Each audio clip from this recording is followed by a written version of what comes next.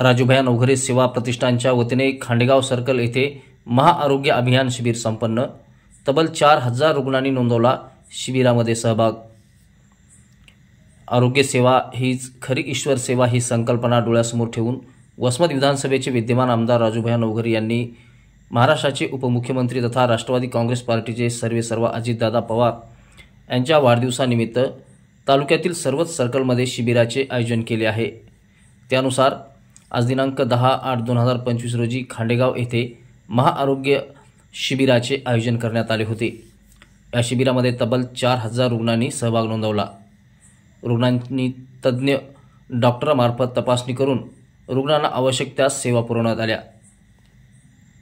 महाराष्ट्राचे उपमुख्यमंत्री अजितदादांच्या वाढदिवसाच्या निमित्ताने मतदारसंघात विविध ठिकाणी हे शिबिर घेत आले असून या आरोग्य शिबिरामध्ये नागरिकांना आरोग्य तपासणीपासून ते शस्त्रक्रियापर्यंत सर्व काही मोफत मिळत आहे। विशेषतः ग्रामीण भागातील जनतेसाठी ही मोफत वैद्यकीय सेवा म्हणजे एक जीवनदायी उपक्रम असणार आहे।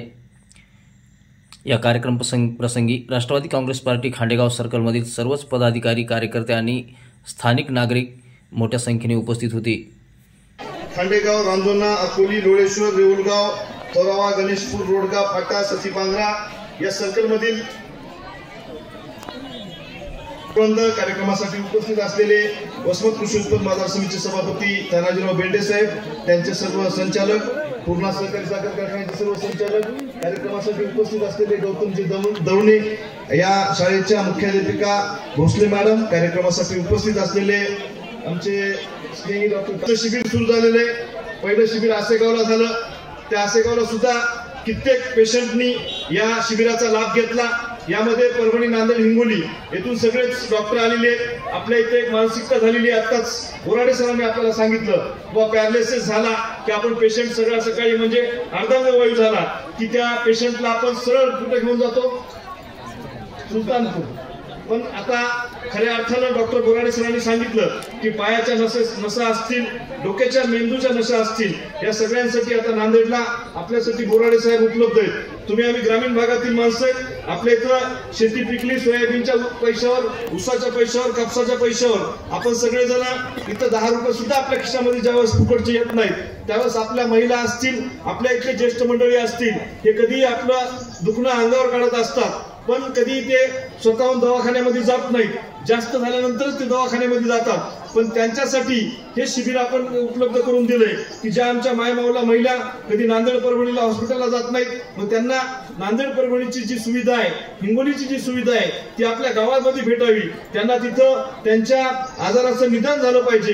त्यांना तिथं त्यांचे महिलांचे जे प्रश्न आहेत, ज्येष्ठ मंडळीचे प्रश्न आहेत, यांना तज्ञ डॉक्टर आपल्या गावामध्ये उपलब्ध करून देण्यासाठी आपण सातत्याने हे शिबिर घेत असतो। मागच्या पंचवार्षिक मध्ये सुद्धा 10-15 वर्षापासून ही परंपरा आपण कायम ठेवलेली आहे। मागच्या पंचवार्षिक मध्ये सुद्धा आपण इथे डोळ्याचं मोठं शिबिर ठेवलं होतं। याही वेळेस आपण आता डोळ्याचे शिबिर असतील, हाडाचे आजार असतील, वेगवेगळे तज्ञ असतील, यांना आपण सगळ्याला इथं बोलवलेलं आहे। आणि त्याच्यानंतर जे आपले काय आजार आपल्याला इथं डायग्नोस होतील, निदान होतील, त्यांच्यासाठी आपण मेडिकलची व्यवस्था इथं आपण केलेली आहे। आज आपण बघितलं असेल आसेगाव सरकारचं शिबिर झालं, किमान 50 ऑपरेशन तिथले डोळ्याचे आपण पूर्ण केलेत। हाताचे ऑपरेशन असतील, गाठीचे ऑपरेशन असतील, कोणाच्या पायाचे राड काढायचे असतील, महिलांच्या गर्भपिशवीचे प्रश्न असतील, त्यांच्या संदर्भातले ऑपरेशन असतील, अशा कोणाही पेशंटला इथं आलेल्या 10 रुपये सुद्धा तिथे वेगळे लागणार नाहीत। त्यांचं ऑपरेशन फुकट करण्यात येईल, त्यांच्या मेडिकलची व्यवस्था पण त्या माध्यमातून करण्यात येईल, त्यांना आणण्या नेण्यासाठी आपल्या रुग्णवाहिकेची व्यवस्थापन करण्यात येतील।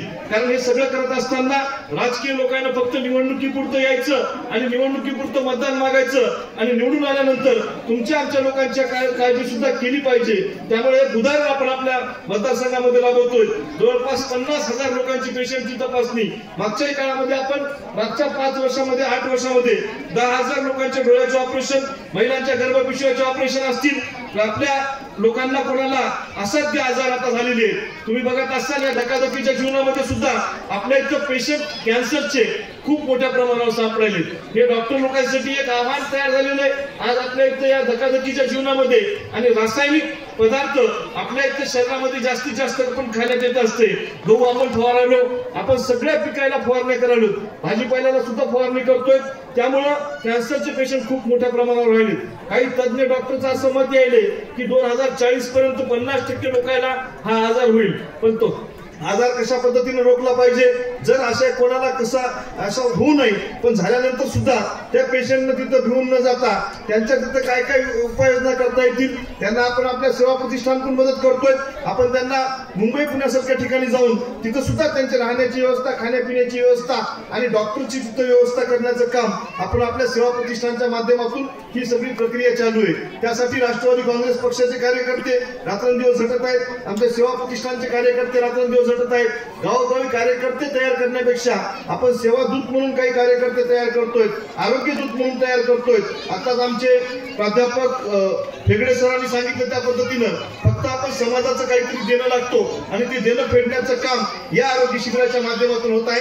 आज हे तिसरं सर्कल आहे. या मतदारसंघातील 17ला 17 सर्कलमध्ये आपण या आरोग्य शिबिराचा यज्ञ जो सुरू केलेला आहे, हा महायज्ञ आपल्या सामान्य लोकांपर्यंत, आखरीच्या माणसापर्यंत, आखरीच्या शेवटच्या महिलेपर्यंत पोहोचविण्याचा प्रयत्न हा आमच्या माध्यमातून राहणार आहे. आणि त्यासाठी या तिन्ही जिल्ह्यातून ज्या ज्या डॉक्टर लोकांना आम्हाला इथं मदत केली, ज्या ज्या कार्यकर्त्यांनी इथं मागच्या काही दिवसापासून कष्ट केले, त्या सगळ्यांचे मी पुन्हा एकदा आपल्या सगळ्यांच्या उपस्थितीमध्ये टाळ्यांच्या गजरामध्ये आपण त्यांचं स्वागत केलं पाहिजे. आज प्रत्येक माणूस, मी माझं कुटुंब याच्या पलीकडे जायला तयार नाही, पण हे कार्यकर्ते गावोगावी जाऊन प्रत्येक घरामध्ये त्या महिलेपर्यंत तो पॉम्पलेट पोहोचवायचं काम, त्या ज्येष्ठ मंडळीपर्यंत हा पॉम्पलेट पोहोचवायचं काम, त्याची नोंदणी करून घेण्याचं काम, या डॉक्टर लोकांना आणायचं काम आणि सगळ्या आईला इथं चहा पाणी नाश्त्याची सुद्धा व्यवस्था या राष्ट्रवादी काँग्रेसच्या कार्यकर्त्यांनी केलेली आहे. मी पुन्हा एकदा या सगळ्यांचा आभार मानतो, त्यांना धन्यवाद देतो व थांबतो. जय हिंद, जय महाराष्ट्र.